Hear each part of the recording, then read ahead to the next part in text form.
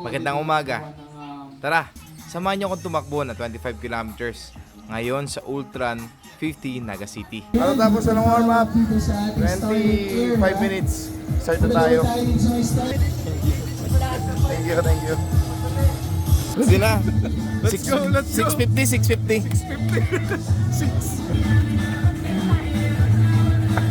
2 days lang yung training natin bago tayo sumabak dito.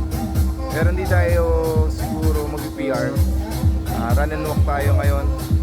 May kasabay tayo injured eh. Dahan-dahan lang. Ang goal is maitawid tayo sa finish line ng safe. No injuries. Fourth official event natin to. Let's get it. 3,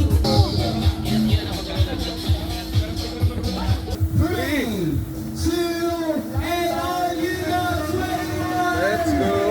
Let's go! Let's get it!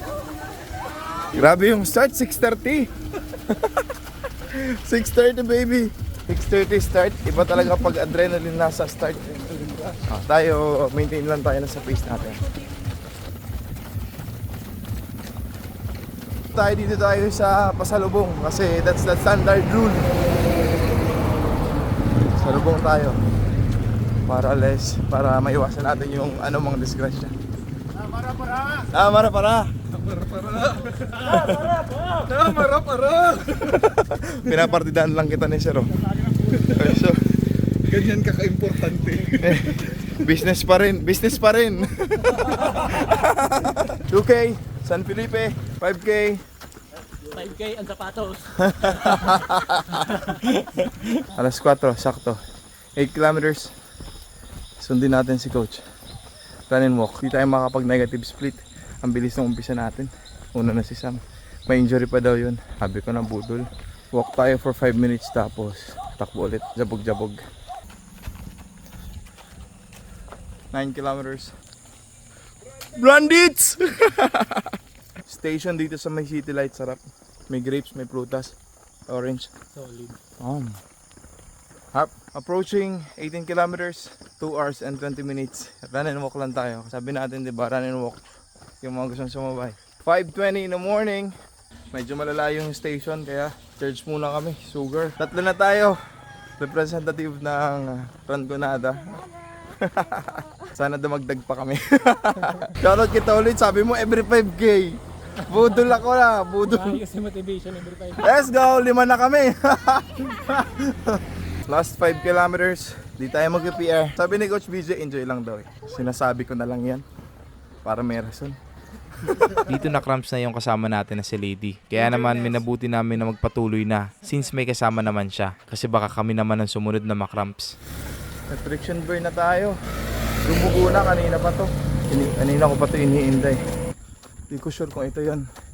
Pero let's go. Ramdam ko na dito na mali yung ginagawa ko. Pero pinagpatuloy ko lang din. Kasi nagbaka sakali, dinamay ko pa si Eko sa aking pagkakamali.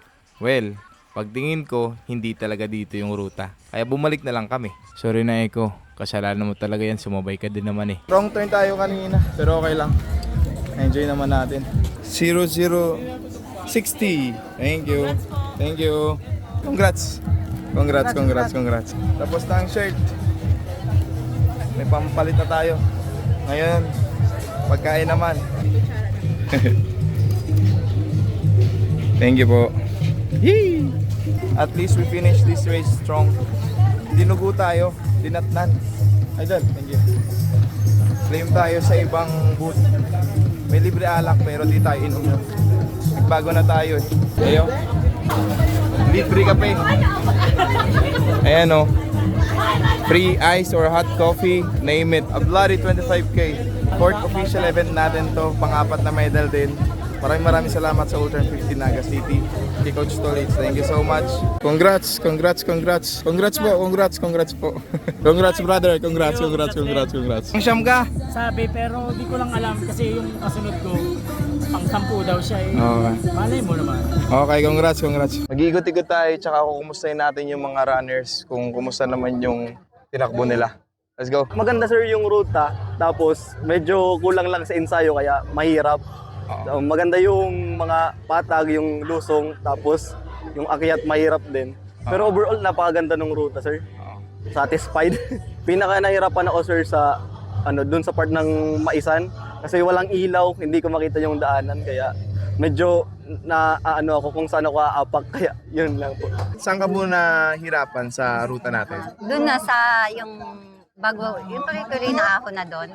Sa papuntang GSP po? Yan, doon. Hanggang turn around, medyo nagstay pa kami doon. Okay. Pahinga konti. Pero winok lang namin yon kasi syempre para safe sa cramps. Okay. Sa power walk.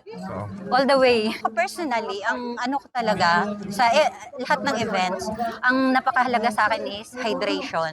Kasi hindi ako masyado sa solid. Pero pag sagana sa water, napakahalaga kasi kita mo naman naliligo talaga ang peg ko. So, malaking bagay talaga sa akin ang water. Nagit-gitan po kayo, ano? Yes, ni Miss Shoni. So, hindi ko pa alam so far kung sino ang nakaano sa amin. Kasi almost sabay kami dyan. Hindi ko pa alam. Overall, okay, challenging. And sulit naman sa sa ahon. Saang part ka sobrang nahirapan? Last 20 kilometers, Bakit? masakit na yung legs ko. Hindi na kaya. Pero natapos mo naman na malakas. Natapos naman kasi kailangan kasi ang aim ko talaga, miski hindi ako maka-PR, basta ma-finish ko lang. Okay. Yung pagkain, kumusta yung pagkain natin? Sobrang sarap ng mga pagkain dito. Coach, kumusta yung race natin ngayon? So far, maganda siya. And good feedback naman, pero syempre hindi natin yung mga lapses. May mga lapses talaga, hindi natin maiiwasan. Pero sabi nga doon tayo hugot kung paano natin i-improve pa ang next event natin. Okay.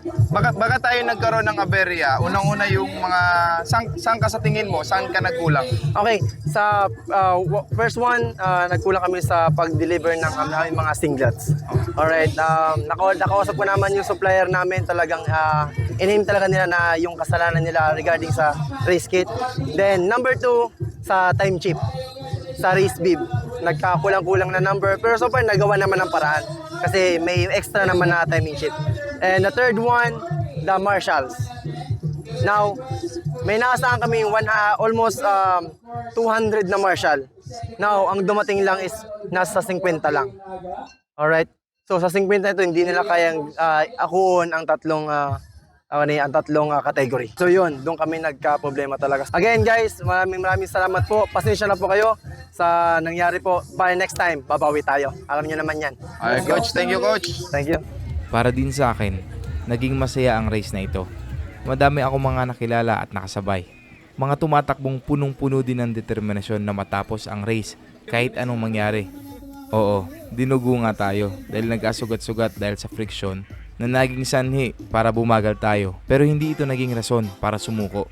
May mga pagkakataon na hindi talaga sumasang-ayon sa atin ang mga bagay-bagay. Ang importante ay marunong tayong mag-adjust sa kung anong binigay sa ating hamon. Ang mga pagkakamali at pagkukulang ay pagkakataon upang mas pagbutihin pa natin sa mga susunod na hamon at maging mas malakas pa. Sabi nga nila, there's always room for improvement. Kaya sa lahat ng tumakbo, naglakad, tinapos nyo man o hindi, tandaan nyo na ang kwento ay hindi na isusulat sa pagkalagpas ng finish line, kundi sa bawat takbang na iyong ginagawa patungo dito. So far, no? Sana pa susunod yung takbo, kasama ko lang kayo. Number 4, At para sa akin, kada uuwi ako, ito ang tunay kong medalya. Isang batang palaging proud sa kung ano man ang nakuha ko. I won! Para!